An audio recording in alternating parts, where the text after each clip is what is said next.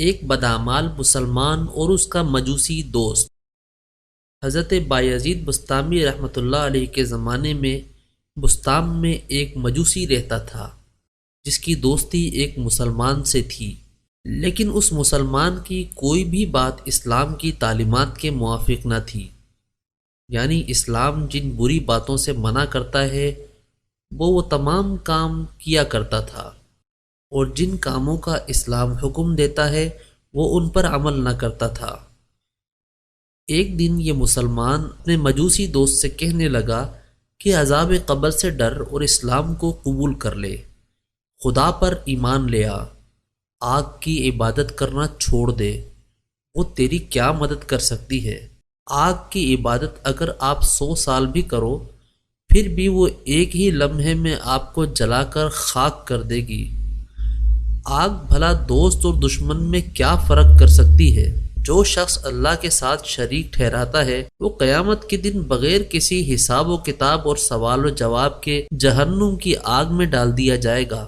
خدا سے ڈر اور اس خالق پر ایمان لیا جس نے اس آگ کو پیدا کیا ہے، کیونکہ شرک سے بدتر اور بری کوئی چیز نہیں۔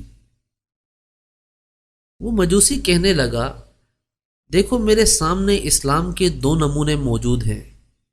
ایک تو شیخ بایزید کا اسلام جس سے واقعی اس دین کی شان و عظمت دل میں پیدا ہوتی ہے، وہ ہر کسی سے محبت کرتے ہیں، حلال کھاتے ہیں، حرام سے بچتے ہیں، کسی کی طرف بری نظر سے نہیں دیکھتے، ہر ایک کے ساتھ احسان اور سلوک کا معاملہ رکھتے ہیں، اور ہر وقت اللہ اللہ کرتے ہیں۔ افسوس یہ ہے کہ مجھ میں اتنی طاقت نہیں کہ میں ان جیسا ایمان لے آؤں۔ ایسے اسلام کا تو میں بھی بہرحال غلام ہوں، مگر اسلام کا دوسرا نمونہ میرے سامنے وہ ہے جو تو اپنے اعمال سے پیش کرتا ہے۔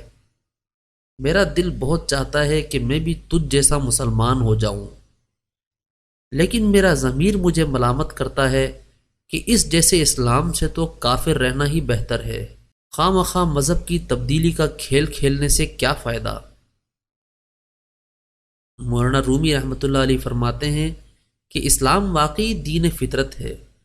ہر ذی شعور سلیم الفطرت انسان دل سے اس کا گرویدہ ہوتا ہے، لیکن افسوس مسلمانوں کا رویہ دوسروں کے خلاف اتنا برا ہے کہ انہیں اسلام سے بدظن کیے رکھتا ہے۔